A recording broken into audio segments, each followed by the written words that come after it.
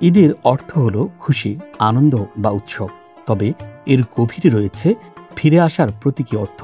ঈদ যেন বারবার মুসলমানদের জীবনে ফিরে আসে সুখ, শান্তি ও আল্লাহর রহমতের বার্তা নিয়ে। মুসলমানদের জন্য বছরে দুটি ঈদ, ঈদুল ফিতর ও ঈদুল আজহা, উভয় ঈদই পালন করা ওয়াজিব। এ দিনে মুসলমানরা সব ভেদাভেদ ভুলে এক কাতারে ঈদের নামাজ আদায় করে এবং মহান আল্লাহর শুকরিয়া জ্ঞাপন করে। ঈদুল ফিতর রোজার সমাপ্তি আর ঈদুল আজহা ত্যাগের মহিমায় ভাস্বর।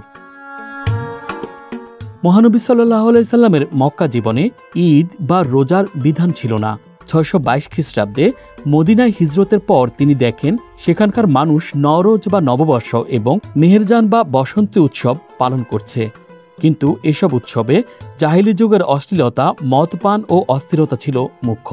ইসলাম গ্রহণকারী মদিনাবাসীরা এসব উৎসব থেকে নিজেদের দূরে সরিয়ে রেখেছিলেন। তবে সে সময় বৈধভাবে আনন্দ উৎসব পালনের জন্য প্রিয় নবীর কাছে আবেদন করেন তারা। ৬২৪ খ্রিস্টাব্দে রমজানের রোজা ফরজ হওয়ার পর আল্লাহ তাআলা নওরোজ, মেহেরজানের পরিবর্তে দুটি ঈদ প্রবর্তন করেন। তা হল ঈদুল ফিতর ও ঈদুল আজহা। এভাবে জাহিলি সংস্কৃতির পরিবর্তে ইসলামী ভ্রাতৃত্ব ও ইবাদত ভিত্তিক উৎসবের সূচনা হয়। ঈদুল ফিতরে রোজার পরিশুদ্ধি আর ঈদুল আজহায় কোরবানির মাধ্যমে ত্যাগের দর্শন প্রতিষ্ঠিত হয়। ঈদ শুধু জমায়েত বা খাওয়া দাওয়া নয়, এখানে লুকিয়ে আছে সামাজিক সমতা, গরিবের অধিকার ও আল্লাহ সন্তুষ্টি।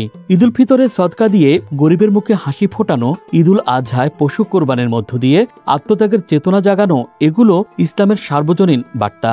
এ বিষয়ে মহানবী সাল্লাল্লাহু আলাইহি সাল্লাম বলেছেন, রোজাদারের জন্য দুটি আনন্দ, ঈদের দিনের আনন্দ আর আল্লাহর সাথে মিলনের আনন্দ।